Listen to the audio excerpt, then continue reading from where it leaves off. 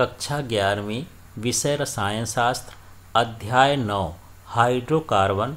इसमें आज हम 4 अंकों के प्रश्नों पर देख रहे हैं वीडियो। तो चलिए इसको समझते हैं क्या है, कैसे प्राप्त करोगे। केवल समीकरण हमको देना है। तो बेंजीन से BSC बेंजीन हेक्साक्लोराइड कैसे प्राप्त करना है, बेंजीन से एसीटोफिनॉन कैसे प्राप्त होता है, क्लोरोएथीन से PVC पॉलीविनाइल क्लोराइड कैसे प्राप्त होता है, टेट्राफ्लोरोएथीन से टेफ्लॉन कैसे प्राप्त होता है। इसका केवल समीकरण हमको देना है और हमेशा ही रासायनिक समीकरण ही तैयार करना चाहिए। रासायनिक समीकरण यदि तैयार है तो उससे आसानी से आप जो है शब्द बना सकते हैं। तो चलिए यहाँ पर हम सबसे पहले देखते हैं कि बेंजीन से BSC बेंजीन हेक्साक्लोराइड कैसे बनता है। तो देख लीजिए ये C6H6 और यहाँ पर ये 3Cl2 हो गया, सूर्य का प्रकाश हो गया। तो इसमें बस C6H6 और Cl6 जोड़ देना। इस तरह से बेंजीन हेक्साक्लोराइड बन जाता है, माने इसमें क्लोरीन और लिख देना है। इसके बाद दूसरा था बेंजीन से एसीटोफिनॉन। तो देखिए बेंजीन है और यहाँ पर ये जो है इससे हम CH3C+OCl यहाँ पर लेते हैं और निर्जल AlCl3 लिख लेते हैं। तो यहाँ पर क्या हो जाता है, ये HCl जो है ये अलग हो जाता है और बाकी सारा चीज़ें हमको इसी के साथ जोड़ करके रख देना है Cl के स्थान पर। देखिए बेंजीन हो गया, ये C हो गया तो ये C यहाँ पर लिखा हुआ है, ये O है तो O भी लिखा हुआ है और ये CH3 है तो CH3 लिखा हुआ है। तो केवल यहाँ पर जो है ये हैलोजनीकरण हो रहा है, यहाँ पर हैलोजन हट जाता है। इस तरह से यहाँ पर ये संरचना बनती है बेंजीन एसीटोफिनॉन की और ये क्लोरो एसीटोफिनॉन है। तो चलिए यहाँ पर देखते हैं अगला इसमें क्या है। अगला है 3-क्लोरोएथीन से। तो यहाँ पर देख लेते हैं 3-क्लोरोएथीन से ये PVC बनता है, पॉलीविनाइल क्लोराइड की बात करते हैं। ये PVC कैसे प्राप्त होता है, तो एक बहुलक है ये पॉलीविनाइल क्लोराइड का।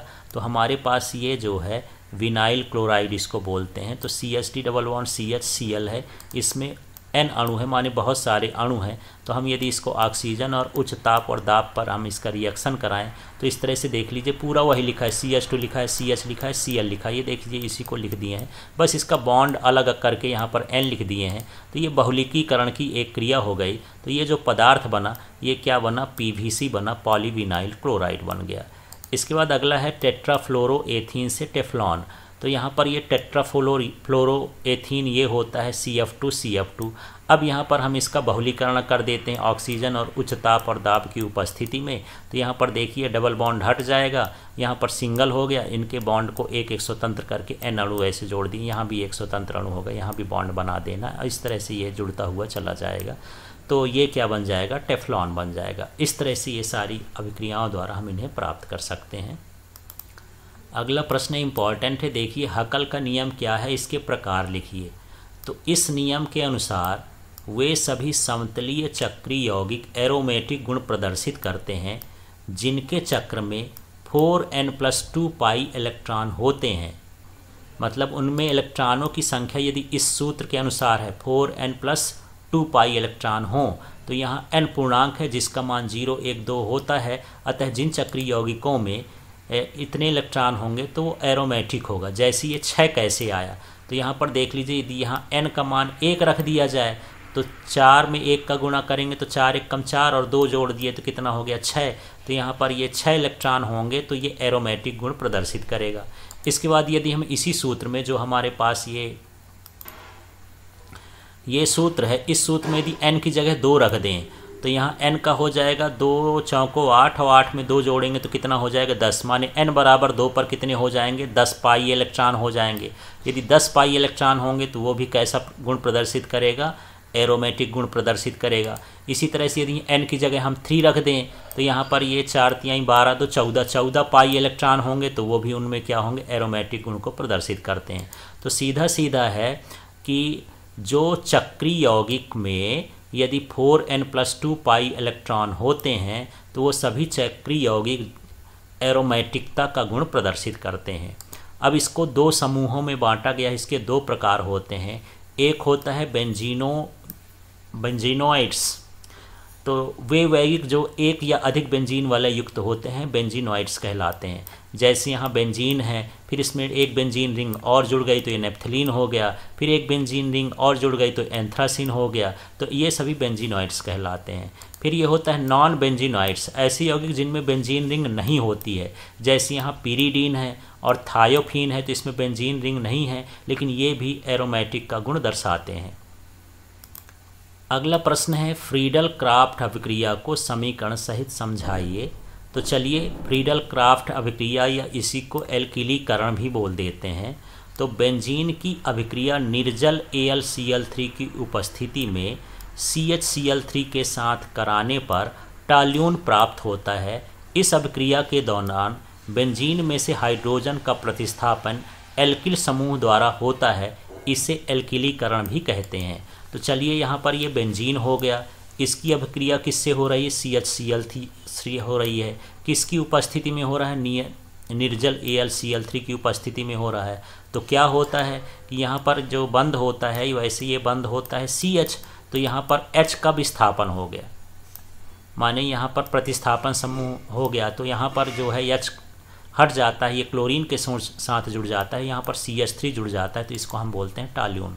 तो यहाँ पर कुछ नहीं है, ये CH3 आपको ले जा करके यहाँ जोड़ देना है और अभिक्रिया को याद भी नहीं करना, इसको केवल ये समीकरण याद करके इसी को शब्दों में लिखना है। देखिए कैसे शब्दों में लिखेंगे, उसको छोड़ दीजिए। यहाँ पर देखिए, बेंजीन का CH3Cl के साथ निर्जल AlCl3 की उपस्थिति में क्रिया कराने पर एल्किल समूह का प्रतिस्थापन हो जाता है और यहाँ पर जो एल्किल समूह है वो जुड़ जाता है, तो इसे हम क्या बोलते हैं? टॉल्यून बोलते हैं, या यहाँ से एल्किलीकरण की अभिक्रिया कहलाती है। इसे ही हम क्या कहते हैं? फ्रीडल अभिक्रिया कहते हैं, फ्रीडल क्राफ्ट की। अगला प्रश्न है लिंडलार उत्प्रेरक क्या है, इसके उपयोग लिखिए। तो बेरियम सल्फेट या कैल्शियम कार्बोनेट पर निक्षेपित पैलेडियम उत्प्रेरक का मिश्रण लिंडलार उत्प्रेरक कहलाता है।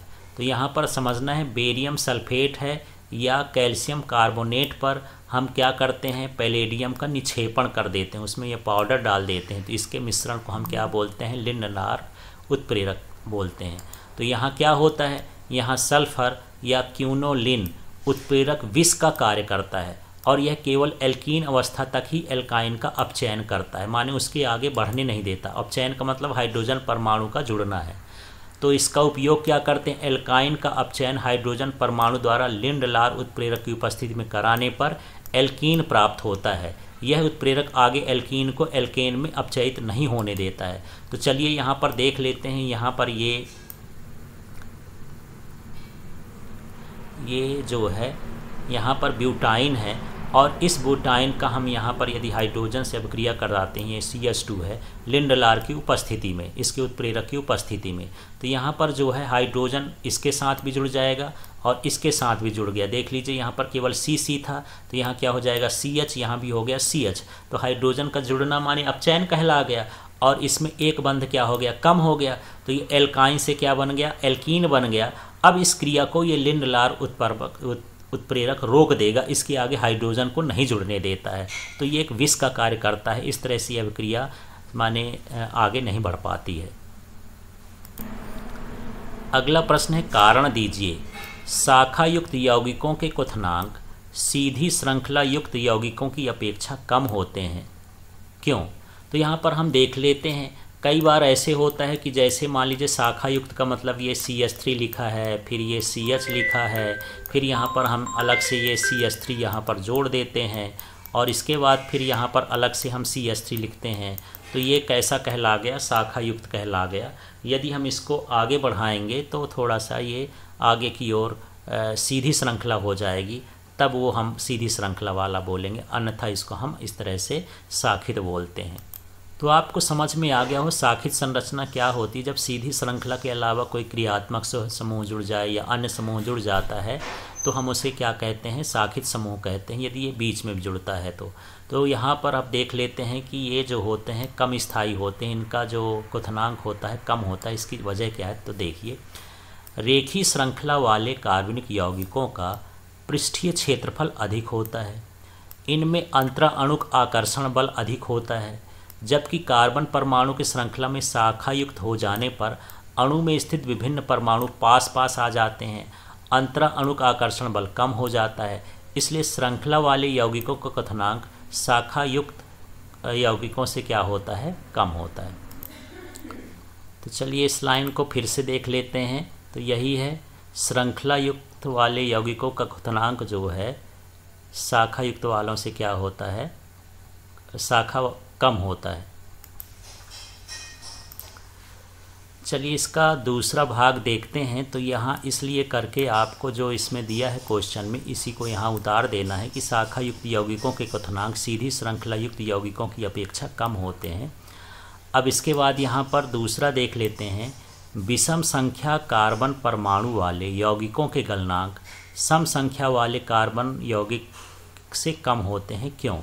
तो यहाँ पर कार्बन परमाणुओं की विषम संख्या युक्त एल्केन कार्बन श्रृंखला के सिरों पर स्थित कार्बन परमाणु समान पक्ष में होते हैं, जबकि कार्बन परमाणु का सम संख्या वाले एल्केन में कार्बन श्रृंखला के सिरों पर स्थित कार्बन विपरीत पक्ष में होते हैं।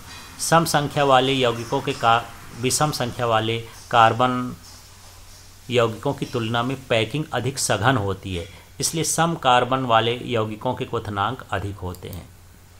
तो आपको ये समझ लेना है कि जो विषम संख्या वाले एल्केन कार्बन होंगे वो सम पक्ष होते हैं, जबकि जो सम वाले होंगे वो विषम पक्षी होते हैं, माने विषम पक्ष में होते हैं, जिससे उनकी जो सम पक्ष वालों की पैकिंग होती है वो अधिक स्पष्ट और ज़्यादा सघन होती है और उनका क्वथनांक कैसा होता है, अधिक होता है।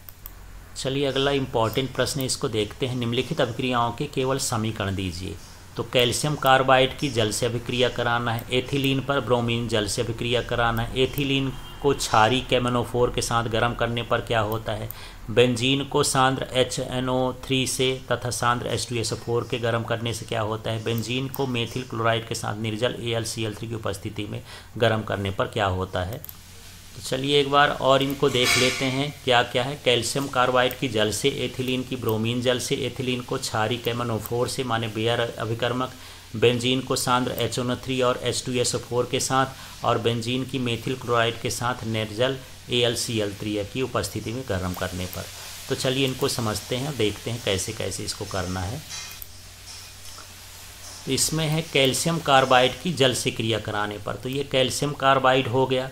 अब ये जल का सूत्र H2O होता है, लेकिन यहाँ पर क्या हो रहा है कि ये जो C2 है, इस C2 के साथ दोनों H जुड़ जाते हैं, ये भी H जुड़ गया, ये भी, तो ये क्या बन गया, CH बन गया और ये कैल्शियम हाइड्रोक्साइड बन गया।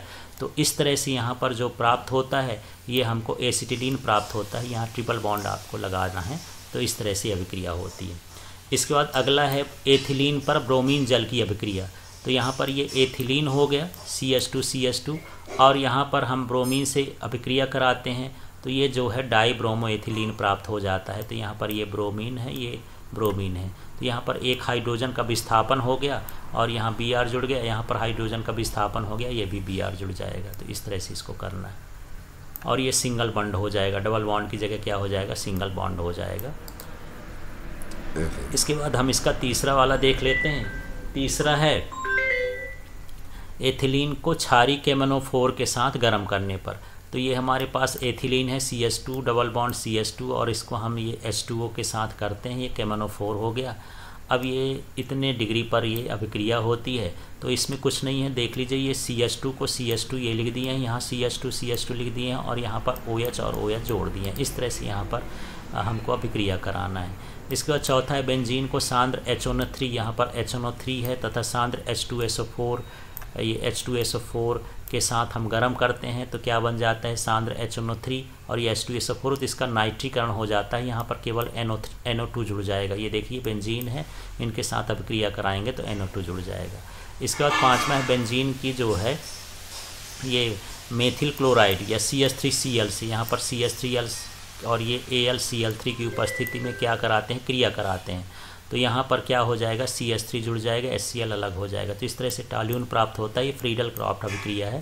तो यहाँ पर इस तरह से थोड़ा थोड़ा एक गड़बड़ हो गया लिखते समय, तो सुधार लेना है, इस तरह से अभिक्रिया को लिखना है।